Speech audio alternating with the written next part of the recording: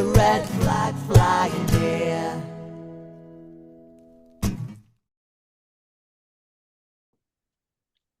Hi everyone, and welcome to this Socialist Think Tank show on the proposed railway ticket office closures. So tonight we've got some great guests with us. We've got Paula Peters here from Disabled People Against Cuts. Paula, I know you've been on the show before, but do you want to just say a few words to introduce yourself? Well, hello everybody. My name's Paula Peters, and I'm on the National Steering Group of Disabled People Against Cuts. But first and foremost, I'm a disabled passenger, and I live on the southeastern Kent coastline, which some of the stations close to me are being targeted for ticket office closures. And I've worked, along with Deepak, have worked very closely with the RMT, going back over 10 years on cuts to the rail network, and obviously on the Keep the Guard on the Train, which is how Deepak and RMT started working closely together. And obviously we've been out on the picket lines with the RMT for the past 12 months, and we've built some great friendships, along with sharing stories between what the rail workers are going through and what disabled people go through every day trying to access the rail networks. That's me. Lovely, thank you. Then Kat, I'll go to you. Kat Craig has joined us from RMT tonight. Did you want to say a few words just to introduce yourself? I know you've been on the show before as well, but just to remind Sure, us yeah, all. I'll introduce myself. My name's Kat Cray. I'm a member of the RMT and I'm a trade union rep, and I work for London Underground. So I'm a tube worker, and we went through the same scenario 7 years ago where they closed all our ticket offices. So I'm here to talk about how that went and what the similarities are, and there are many. Thank you very much. And then we've got Gaz Jackson here. You're also from RMT, aren't you, Gaz? Do you want to introduce yourself? I think it's your first time on Socialist Think Tank. It is, Jane. Yeah, thank you for the invite first and foremost. Yeah, my name's Gaz Jackson. I'm the RMT regional organiser for Yorkshire and Lincolnshire. I started on the railway as a train guard when I was 18 years old, did 16 years of that. Got elected onto the RMT National Executive, and I now find myself an officer of the union, very much involved in all the campaigns. Been out on the picket lines today. It's been absolutely fantastic seeing the support and people handing out the leaflets trying to turn the government's decision over. I'm sure we'll talk a bit more about that when we get into this. But thanks for the invite again. Cheers. Lovely, thank you. Lovely to have you all here. So Paula, I'll just start with a question for yourself. So the proposals are for the closure of nearly every ticket office in the country, and nearly 1,000 ticket offices, I believe, are impacted.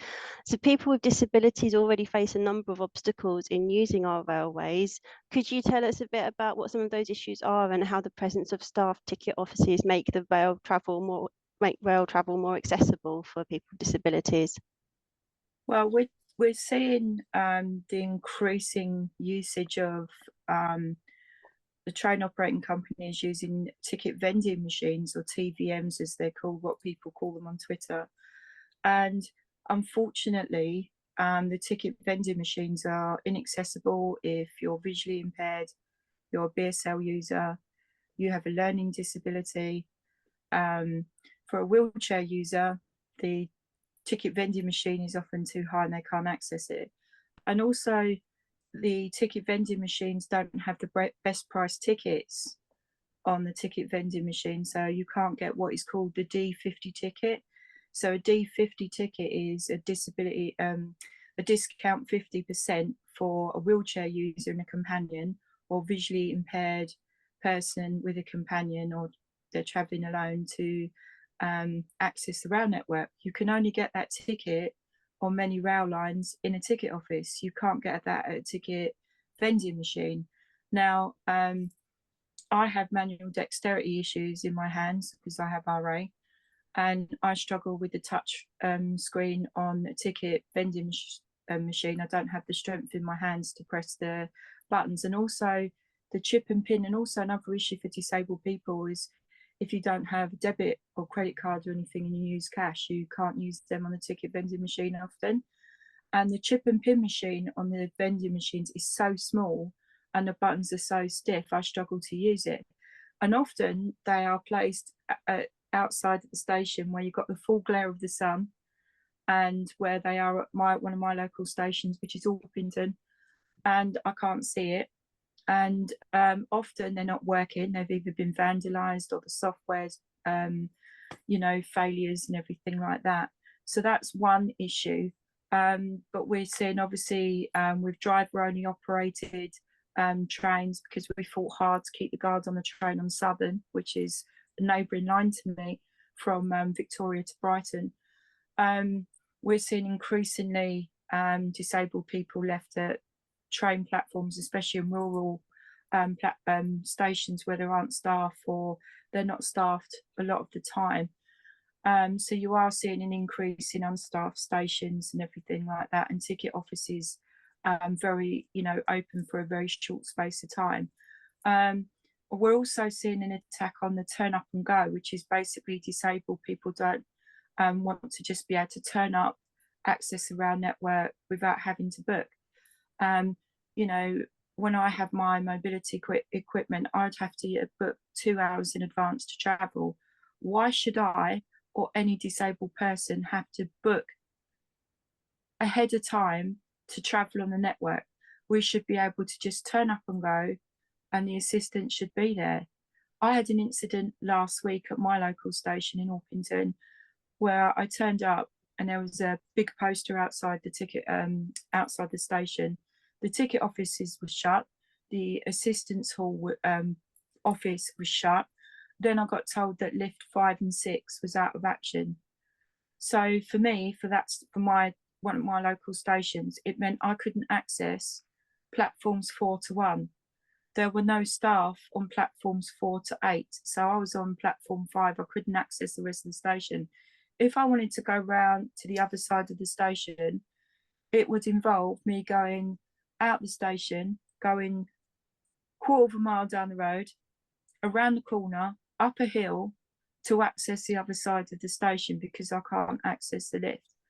Disabled people report often, lifts out of action, staffing problems. If, like mobile teams, we're seeing a lot more of mobile teams where rail staff will have, 10 stations or something in an area to cover. And if a disabled person's booked assistance, say 3 stations down the line, and you turn up at your home station, you can't book assistance if there's nobody there, because that assistance has already been booked and you're left stranded on the station. And I mean, what we're seeing with the proposals here, when it's a fudge of a consultation, 21 days, which isn't enough for a consultation of this magnitude, which is from the train operating companies, which is by the Department of Transport overall. And obviously look at Travel Focus, because they're funded by the Department of Transport at the government. So, and the other thing about this consultation is it's online. And I couldn't access the consultation because I have access needs, where I need somebody to support me to fill out in an accessible format the consultation. None of the train operating companies have provided easy read audio versions, British Sign Language versions, large print paper copies or braille copies of the consultation. So for great swathes of disabled people across England right now, they can't access the consultation to have their say on how this will impact upon them. That's blatant discrimination right there. And the train operating companies, when they're providing their public service, have a public sector duty under the Equalities Act to make sure the consultation is accessible, and in accessible formats. You have a longer period of time to do this, but also it's the equality impact assessments. Some of the train operating companies haven't carried out equality impact assessments at all. So for me, I want to say to Doug Pulley and to Sarah Ledbetter, who yesterday via Lead Aid launched legal action against the publicly funded train operating companies, highlighting the inaccessibility of the consultation and the horrendous impact that these cuts, let's call them what they are, they're getting rid of ticket office staff, but also they're going to be de-staffing the stations. They're coming after the platform staff. And, you know, the staff are critically safety trained. We need critically safety trained staff to access wheelchair ramps, to make sure we board the train safely, we come off the train safely, that our access needs are met, that accessible booking is done in time. Now, for me in South Eastern, and I live in the borough of Bromley, and we've got a total of 26 stations. 77% of them have the horrendous combination of driver-only operated trains and unstaffed stations for some or all of the time. So when I'm coming home late at night, there's no staff at one of the stations I go to. And at Bromley South, for example, we have, that is marked as a station where they have a high crime rate for muggings, sexual assaults, and stabbings. We had a RMT staff platform ticket concourse member stabbed May of last year over the May bank holiday. And the police station's right next door to the station as well, by the way. It's a serious concern to us that this will have an absolutely catastrophic impact. Basically, what it amounts to for us is we will be denied the right to ride. We will be denied the right to turn up and go and access the railway network when we wish. We won't be able to travel at all, and what it will mean for us, and I can't speak for all disabled people because we believe that disabled people speak for themselves, but for me it means that, and I already struggle to use the rail network during the day, let alone any other time. It means that we are going to have a hell of a lot more barriers to access the rail network, to travel, to be able to live our lives, you know, go to work, see friends and family. And it's absolutely horrendous. And it's what it will do, and this is what I think the government want, is they want to marginalise us further and make sure that we do not travel at all, and that we're just behind closed doors, hidden and not seen, not heard. And this is a great way for them to do it. And the message to the train operating companies, Department of Transport, to the government is a simple one. We demand fully staffed stations. We demand ticket offices open, and, you know, where there are guards on the train, we demand the guards are kept on the train, because this is our safety, this is our access, and this is our security. And they're putting all three at serious risk. It's an absolute travesty. Thanks, Paula. Yeah, it's, when you put it like that, it's really devastating, isn't it? I know as a train traveller myself, I'm devastated by this. Like you say, I want guards on the trains. I want station staff. This is not what passengers want, I don't think, personally. Kat, you've seen the impact on, I'm presuming, of the ticket closures on the Underground 7 years ago. Have you had feedback from passengers on how that's been for them, and whether that, you know, has been a positive experience for passengers? So very much like National Rail, like any kind of train operating company, on London Underground we have a complex fare structure. There's not a simple fare structure. We have 9 zones. We have a map that looks lovely and pretty when you look at the tube map, but is actually quite complicated if it's something you're not familiar with. So in 2016, London Underground did a programme called Fit for the Future, in which they promised the public people would come out from behind glass, there would be more assistance in the stations and the ticket halls, and everything would be hunky-dory. And what happened in reality was all ticket offices closed, many staff left, and the staff that didn't were forced to run stations largely at lone working locations for no extra pay. There were no extra staff. It was an absolute con. So what happens at a ticket office is not just a transaction.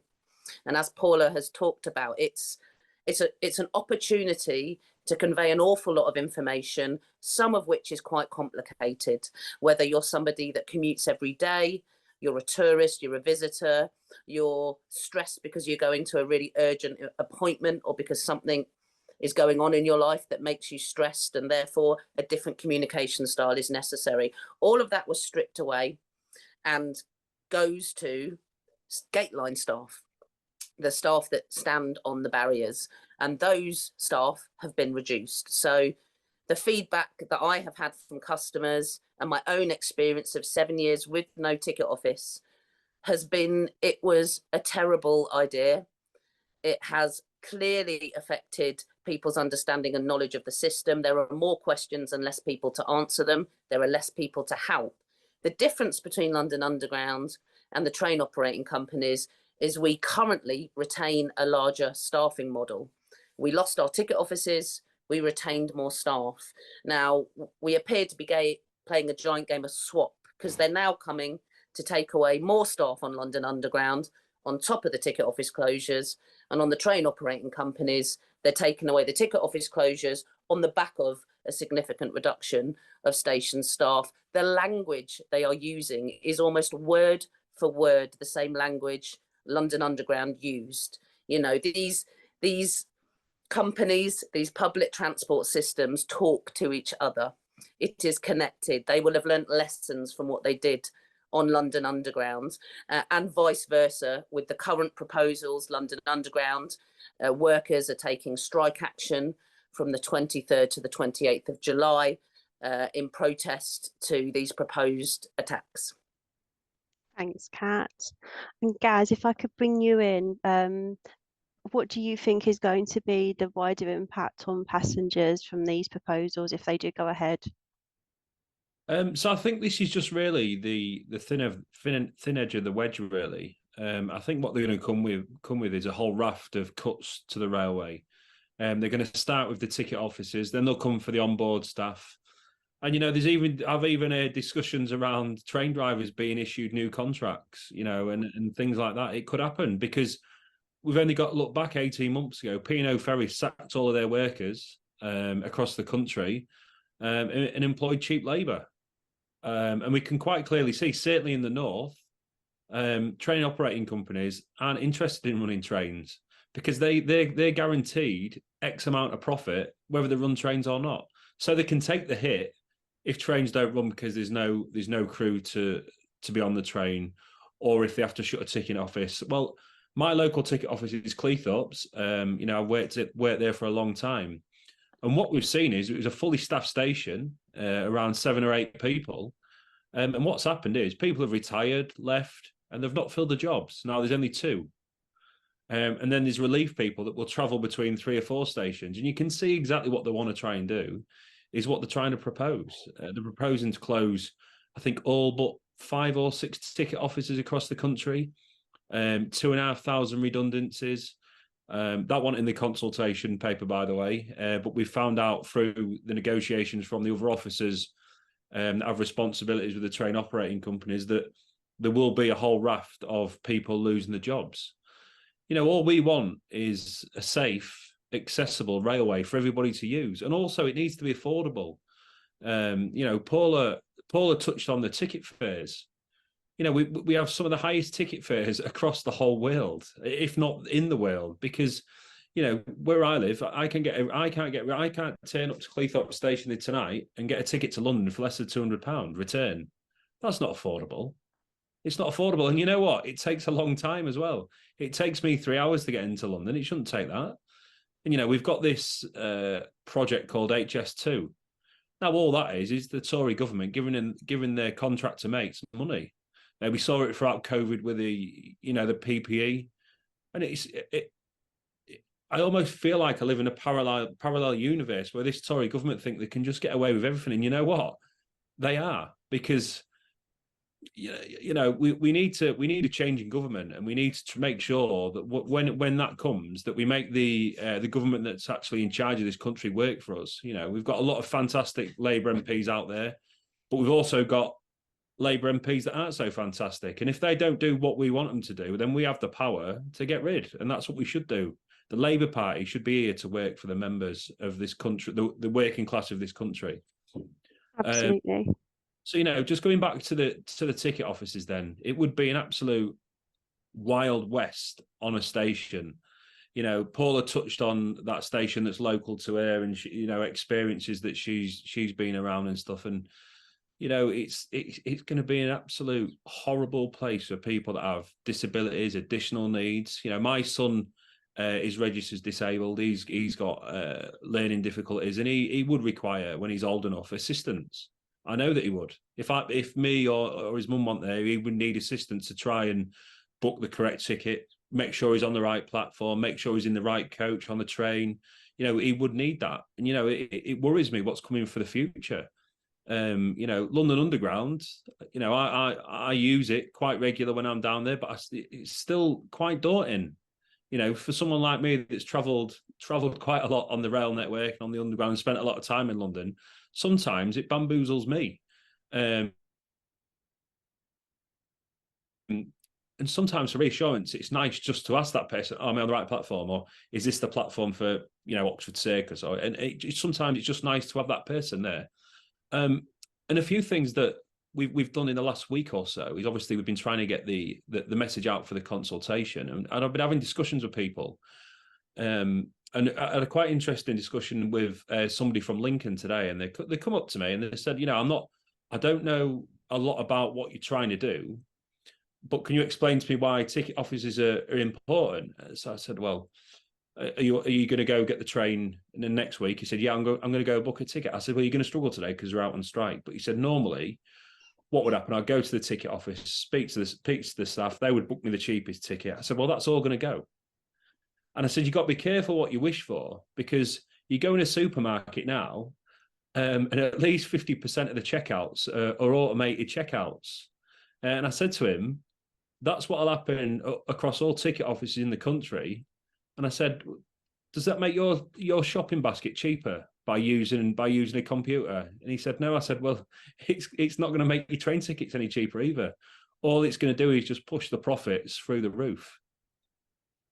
I mean, Paula, I think going further into that point, a lot of ticket machines don't accept cash, even for people who can use them. The Transport Department for Transport guidance doesn't obligate them to show all tickets, as Gaz was saying, doesn't obligate them to show the cheapest ticket options. They don't sell off peak tickets before 9:30 in the morning. People will be paying more for their tickets. I mean, to what extent are you concerned that this is going to disproportionately impact those on lower incomes in this country? Well, when you look at, you know, going back to online, you know, you've got 23% of disabled people in the UK haven't got access to a computer or the latest technology and haven't got the access needs to use it.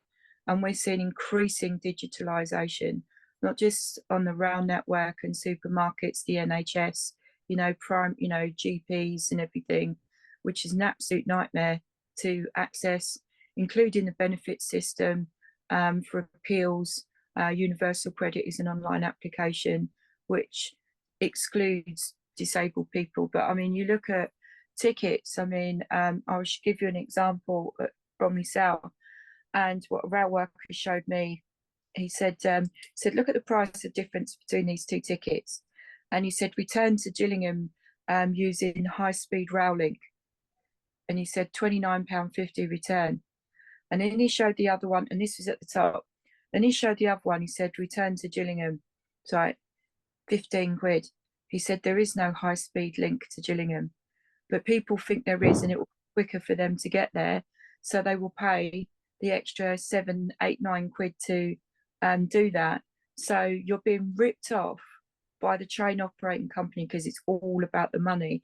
And when you go back to January this year, all of the train operating companies increased their fare evasion fines from £20 to £100. Well, a few months ago, I had an early hospital appointment.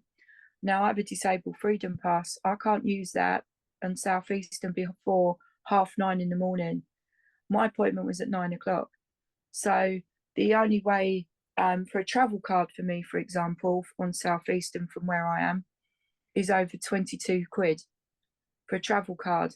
And what the Mayor of London, because we're under obviously the, you know, the GLA and everything, Sadiq Khan wants to get rid of travel cards, and they are the cheapest option for trains, for buses, for tubes in the overground and everything to link the system, because the journeys are integrated, and he wants to get rid of that.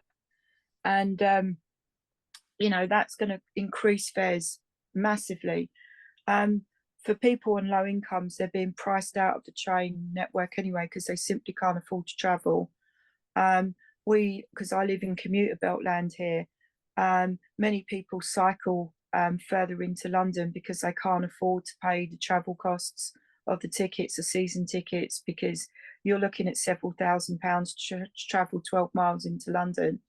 But you know, disabled people are being priced out of the network because they can't afford it. If you haven't got a freedom pass or anything, it makes travel unaffordable. And the cost of living crisis, with everything going up, transport is just becoming so expensive, inaccessible, and an absolute nightmare to access. And you know, I have to use the London Underground as well, and it's like I kind of like, you know, close my eyes, take a deep breath, and pray that I don't get knocked over, because that's happened to me. Don't get attacked, and now I have had that happen to me on an underground station. You know, that there was a terrorist incident which happened on 7/7 at King's Cross and several other stations. And when there won't be the station staff at, say, King's Cross, and they're going to cut 26 jobs there, and that's a hell of a busy station, it is a travesty waiting to happen. It really is. It's a tragic incident waiting to happen. And what we're concerned, because I don't have the underground where I am, I don't have the overground where I am, I don't have the tram where I am. I've endured bus cuts to services. TfL have cut our buses. So to travel to my local station, so one local station's 2.5 miles from me, I've waited over 50 minutes for a bus that's overcrowded, and I've not been able to get on. So many a journey for me has to factor in an hour and a half to 2 hour bus journey, right, to get 2 miles.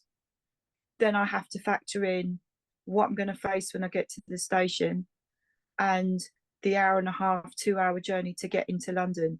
My friend a friend of mine in Bristol can get into London quicker on Great Western than I can to travel from Zone 6, which is where I am. I'm on the Zone 6 North Kent borders. And it's an absolute, where we have a what is called a public transport access level of 4. It's one of the lowest. And we obviously, you know, Mayor of London's bringing ULEZ out here, the ultra low emission zone. So a lot of people are reliant on cars and older cars and businesses and everything, because transport is just so inaccessible. It's also unreliable, and it's just not there. Some parts of my borough have no buses at all anymore, and the nearest station's like 3 miles from them. They're out. We're semi-rural here, so they've got no buses because they've been cut. So people are just left completely isolated. But yeah, I mean, transport's just inaccessible, but it's also becoming unaffordable for many on low incomes. You know, even workers just can't afford to travel, and you are seeing a lot more people cycle into London because they simply cannot afford to travel on a train, because you have to win the lottery to pay for a ticket. And if they get rid of travel cards, which Khan is thinking of doing, that's going to make it even more unaffordable for people to travel, especially if you're looking for work, and you know, DWP expect you to travel 2 hours to job search and everything. People are not going to be able to afford to do that at all. It's an absolute nightmare, and it's all, as Kat said, it's all interconnected. They know what they're doing by the language they're using, by who they're targeting, and you know, it's hugely concerning for all of us. We all use transport in one way or another, no matter if we're a disabled person, we're an older person, mother with the pram, kids going to school, and kids are going to further to school because of decent schools and everything.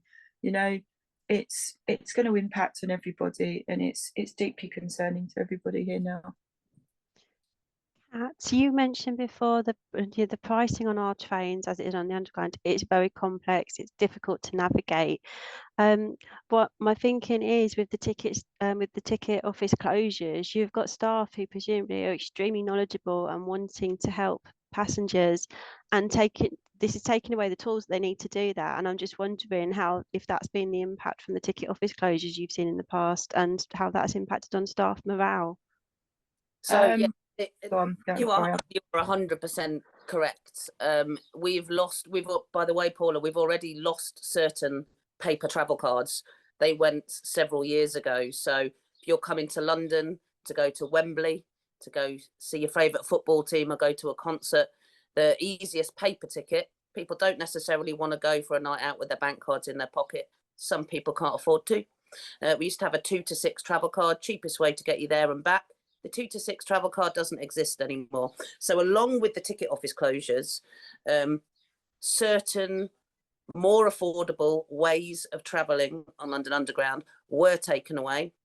And also a lot of the refunds, corrections, I've bought the wrong ticket, replacing that ticket. It's very easy to not realise you're going from this zone to another zone, to not have the right ticket. We used to be able to replace those tickets for no admin fee. You just pay the difference. And now you go through customer service, which is a phone line, which closes at 8 p.m. at night, which you often have to wait an incredibly long time for. One of the impacts on that is we can't solve the problems on the stations, and people get angry. And I can understand their anger. Their behaviour is a different matter, but I can understand why they're frustrated, especially in a cost of living crisis when it's so expensive to travel in London. And you could be on your last couple of quid, and the machine's taking your money, or you've bought the wrong ticket, and we can't fix it for you. There are very, very few things we can resolve on stations to do with tickets. And that leads to an increase in workplace violence. It also leads to an increase in passengers having a very stressful and upsetting experience. And I think the broader point to get from that is what is a public transport service? What does it give? Because we have a model that the government is supporting, which lines shareholders' pockets. Whereas the way I see the function of public transport in society is getting kids to school, getting people to be able to socialise with their family and friends, getting them to hospital appointments, getting them to work in a job where their company might make millions of pounds. What a public transport gives to society is far, far greater than profit. And shame on our government, the train operating companies, TfL, for trying to say it's about money. A public transport service is a service to society and is about far, far more than money. Thanks, Kat. Gaz, I don't know if you want to say a bit more on that. I'm struggling as a passenger to understand how passengers' experience has been put at the heart of this proposal. Can you see any logic in this? The passengers are nowhere near any of the thoughts of the people that have thought this up. You know, I would challenge Hugh Merriman or Grant Shapps, whoever is the transport minister at the minute, because they change nearly as quick as prime ministers. When was the last time they managed to get a train or they needed? You know, they don't need to worry that they're on the last couple of quid on a night time. They haven't got that worry. And Kat and Paula, you know, put it superbly. You know, the transport system, the public transport system should be for the public, and it should be affordable, it should be accessible, and it should be safe for everybody to use at any time of the day. You know, and we talk about the buses up here. It's you can be waiting hours genuinely, and that's on a main route. You know, you think you've got it bad in London. Try coming outside coming into Yorkshire and Lincolnshire into the rural lands, and then you'll see how the bus deregulation has ripped the bus services to pieces. You know, I'm an officer for Stagecoach in Chesterfield and East Midlands, Mansfield and Worksop. And we're trying to go through pay negotiations. And I know this is slightly going off topic, but, you know, the reason why they're not running buses is because there's not enough bus drivers. And the reason why there's not enough bus drivers is because the fares are too expensive, so not enough people are using them, and there's not enough bus drivers because they're not earning enough money. to be a bus driver. They're on slightly above minimum wage with all that responsibility. There's something very, very wrong with the system that we've got. And it's almost like, you know, when a kid on Christmas Eve gets really, really excited and they think of all these things. And that seems to me what this Tory government are doing. Right, we're going to try and do this and do that. And we're just going to look after our mates, but sod everybody else. They don't matter. They don't matter. It doesn't matter whether you need assistance at a train station or you need a bus to get to work in the morning or you need whatever. They're not bothered. They're not bothered about us. What's quite interesting is that the Metro mayors up in the north of looking at putting a legal challenge in against it now, which is fantastic. But when you look at the London Underground, we've got a Labour mayor in London, and what's he doing? He's cutting jobs. So it's when I talked about the Labour Party earlier on, there's a little bit of confusion, I think, in the Labour Party, and I think we need some of the good people to do good things and maybe make it right for us, because otherwise it's just going to be the same as what we've got, probably just a little bit more diluted. They might just spread it out a bit further. It might not just be as dramatic as the changes that they've announced if we're not careful. But, you know, what we've tried to do in this 21-day consultation, Jane, is we've tried to speak to as many people of the public. I think we've had about over 100,000 responses online and postcards as well. And bearing in mind we've done that in 14 days, I think we've done a good job. But what I would say is we're getting a bit close to the deadlines now. So if people are using the paper copies, you really need it in the post by tomorrow. But obviously we've still got the online petitions, and that will go right up until 23:59 the day before. So if you can please try and get online and fill in the petitions, that would be really helpful. Yeah, thank you. So that closes on the 26th of July, doesn't it? So, I mean, Paula, what do you think? I know you did speak about this a little bit before, but what do you think about the fact that they brought this out with a 21-day consultation period? And to what extent do you think that passengers are aware of the proposals in the short time frame? I know, you know, there's been a phenomenal response so far, but I know speaking to friends, they've mentioned they've been leafleting at stations, and a lot of people really weren't aware of this going on. I mean, the time of the consultation, when you're considering that they are a service providing a public service, they're breaching the Equalities Act and the public sector duty. And a consultation of this magnitude with the biggest reforms that they're trying to implement need a longer consultation period than this. I've been out leafleting as well. I mean, yesterday was my birthday and I was out leafleting at our local station. And we met loads of people. I mean, you think you've got 60 million people living in the UK, and 100,000 people filling out a consultation isn't a lot, actually. We're meeting people, you know, I was on the picket line outside Bromley South today. We met a lot of people who hadn't heard of the consultation, and it was handing a card. Have you heard of this consultation? You know, please fill this card out. You know, you need to get it off ASAP. And they were horrified, because often the stations that have been targeted for the first, and let's be clear on this, the first tranche of closures, because there will be a second tranche after October. So it's the first tranche that have been earmarked for ticket office closures in the first wave.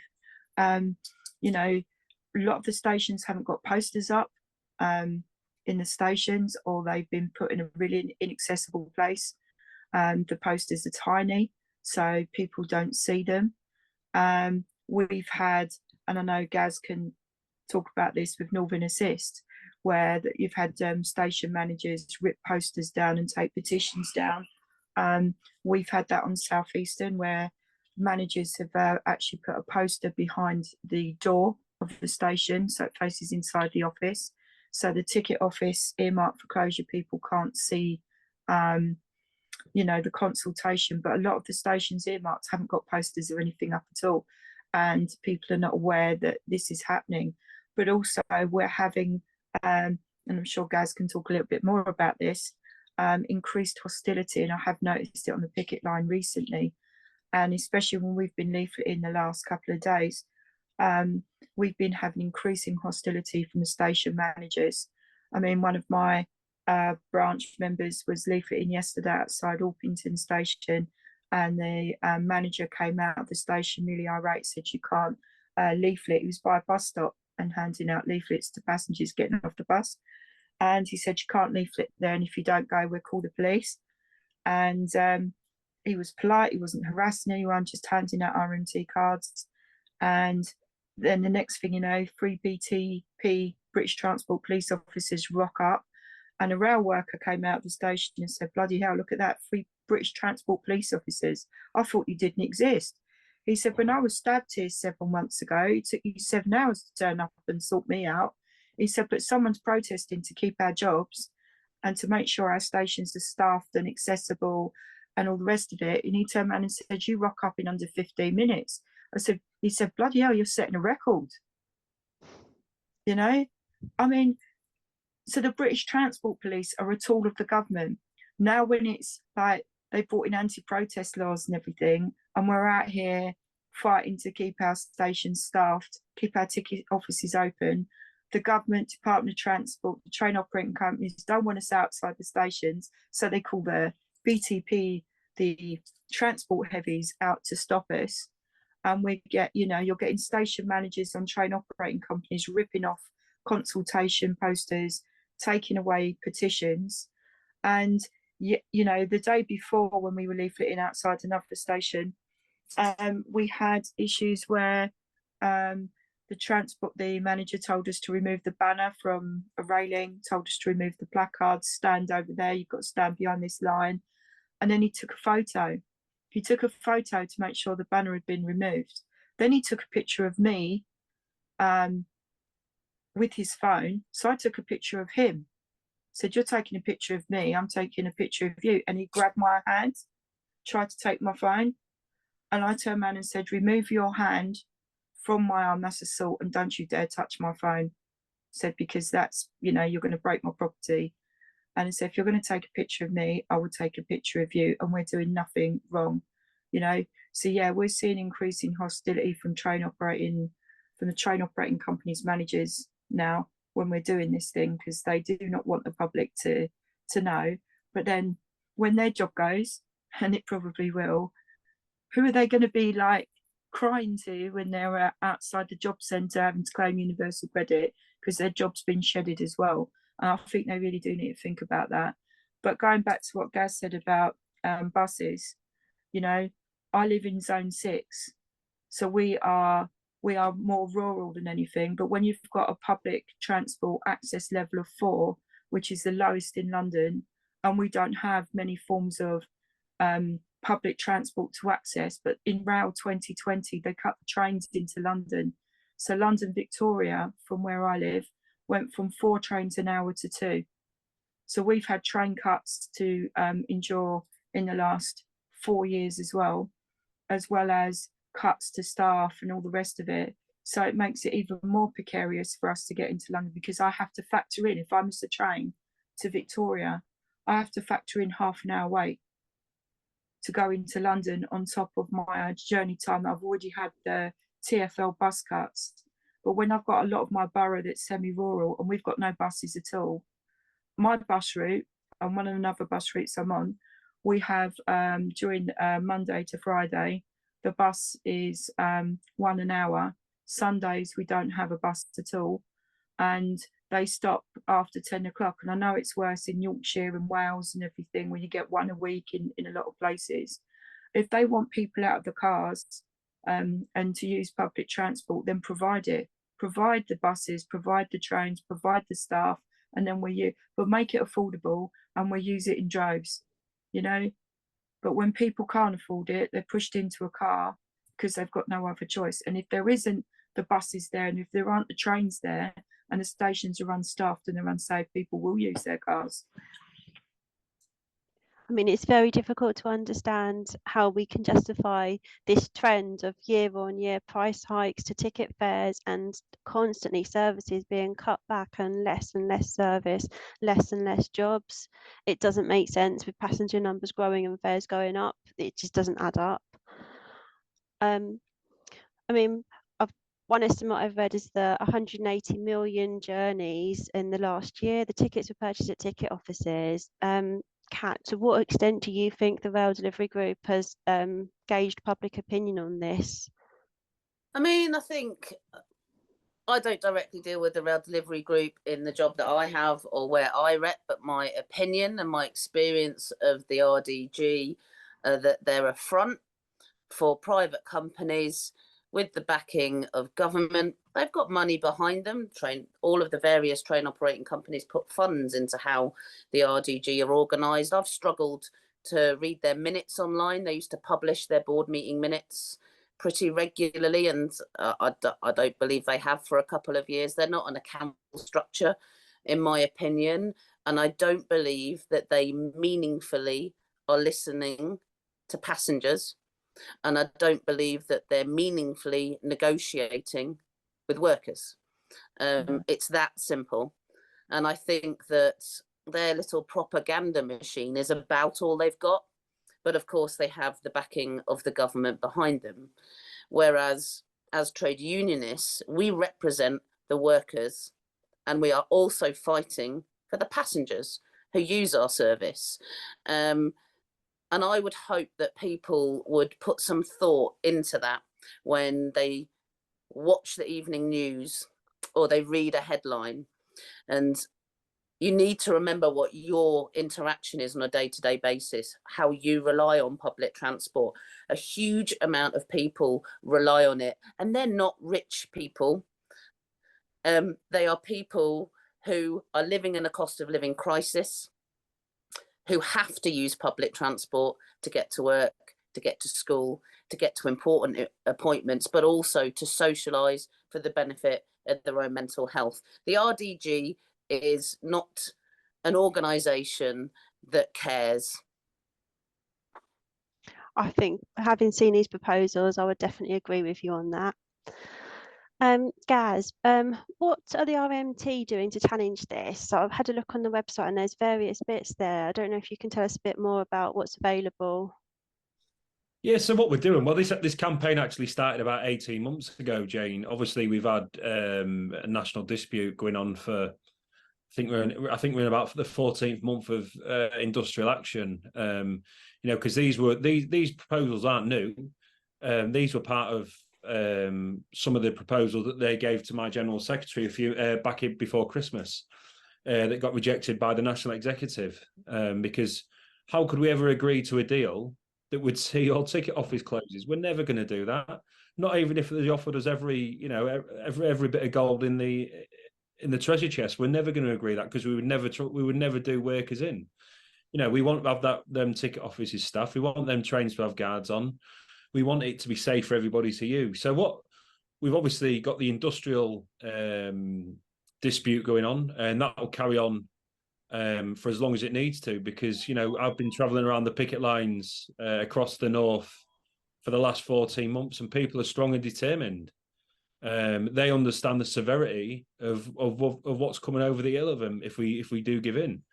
We can't give in for the sake of our people, and also for the sake of the railway, because it will not be a place for people to be able to use. It'll be almost like a rich man's playground or a thief playground, whichever way you want to look at it.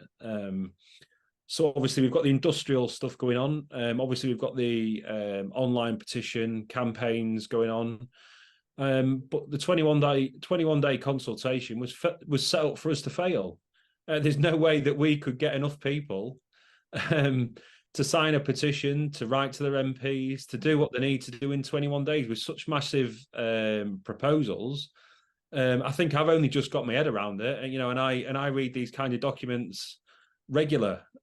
So somebody, you know, who's not necessarily up on all the acronyms that the railway may use, or, you know, that might not understand what these things would mean, it would take a lot more than a couple of weeks to get their head around the document and the proposal. You know, ultimately what we need to try and do is we need to try and get the government to stop, pause, and just try and have a look at getting around the table with us and talking about the future of the railway, because we want, you know, we're not against a modern railway. We want a modern railway. We want to be able to modernise the railway. But what we want is is for it to be fully staffed and make sure that people who want to use it can use it. 9 times out of 10, if it was left to the train operating companies, I believe we would have had a settlement in this dispute regarding the ticket office closures, regarding obviously our members have not had a pay rise for 4 years, which is also another quite interesting fact that, we read all these newspapers and they go, well, these greedy railway workers asking for a pay rise is driving inflation up. Well, we haven't had a pay rise for 4 years, so how can that possibly drive inflation up? And our colleagues in ASLEF, they're taking action short of strike. I think it's this week, and I read an article, I think, on Twitter, saying that they're having a partial strike. Well, no, they're not. The members just aren't working the time off, which is everybody's right to do that. And rightly so. If people don't want to work their overtime, they don't have to. And that just goes to show that, from my experience, there's probably not one depot across the whole country, train drivers or on-board staff, that will be fully staffed, because the railway runs on overtime, because they don't want the liabilities of having a fully staffed roster, because what that brings is obviously pension contributions, national insurance contributions. It's not just about the wage. So what these companies will try and do is cut away or not employ enough staff and run it on a shoestring. And that obviously inconveniences the public, because if people don't want to work their overtime, or they want to spend time with their loved ones, which everyone's entitled to do, trains will get cancelled, I'm afraid. But people that are on board the train the day after, or on the platform the day after, and that disgruntled passenger turns up, who gets the brunt of it? Not the managing director. That poor person that works on the station, or the guard on the train, they get it in their ear, don't they? And that's not right.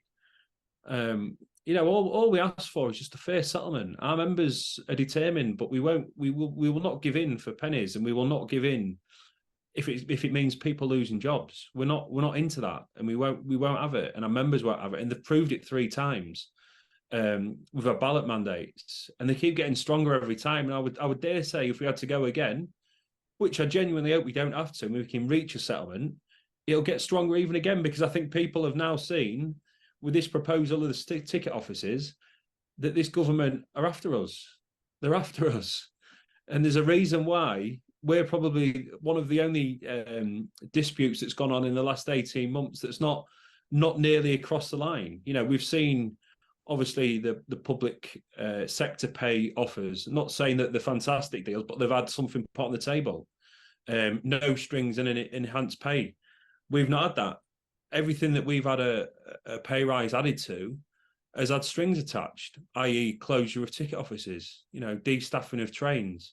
And there's a reason why, because we dare say no. We dare say no, and we stick up for people, and we will stick up for people that require that assistance and that accessibility needs, because that's what we do. Because as a socialist movement, that's what we should do. We should look after each other, and that's what the RMT is all about. And I'm proud to be part of that, and I'm proud to be fighting the Tory government. And I hopefully, in 18 months, we'll get a change in government, and then we'll make the Labour Party, or whoever gets in, work for us. Brilliant, thank you. And I'm grateful as a passenger to the RMT too, because the passengers and the staff are so closely bound in this. If the staff lose in this and the passengers lose as well, we all need the RMT to come through and win this battle. So we're definitely with you on that. So I'll just go around and just take from each of you just your closing words on this issue before we wrap up the show then. So sorry to spring on you, but Paula, is there anything you'd just like to say to sum up your feelings on this? Yeah, I would say to passengers across England, one, support the RMT when they take strike action. They do it with heavy heart, but they're doing it for you. They're doing it for your safety. They're doing it for your access, and they're doing it for your security. They've got my 1000% support. They always will have. They will always have DPAC's full support and disabled people up and down the country.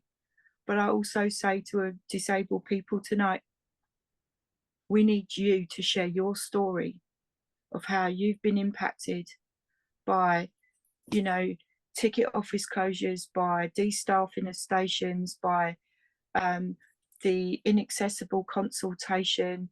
Have you been leafleting outside the station? What have you encountered? But also the Parliamentary Transport Committee have reopened their call for evidence. Share your story with the Parliamentary Transport Committee. You've got to the 16th of August 2023 to share your story. Your voice matters. What you're going through matters. It matters to me. It matters to everyone on this call tonight. And we need to hear from you. But also there's another parliamentary petition to keep ticket offices open and staff on stations. That petition is at 55,000 signatures right now. We need everyone to sign that petition, and let's have a debate in Parliament. Let's take it into the MP's backyard and put it right across the dispatch desk to Rishi Sunak and Mark Harper and the government and say, no, we're not going to take this, you know. But also, please support Doug Pulley and Sarah Ledbetter, who yesterday instructed Lee Day to act on their behalf, and they too have launched a legal challenge to the train operating companies about the consultation, about the impact that this will have on disabled people in our community. And for me as a disability rights activist, we're not going to lay down and take these cuts. We demand a fully staffed, accessible, safe rail network where the ticket offices are open and we can just turn up and go and live our lives. And that's all we want to do. Turn up and go, live our lives and be able to travel whenever we want. And that should be the right of everyone. And that the government are taking it away is a message to the government.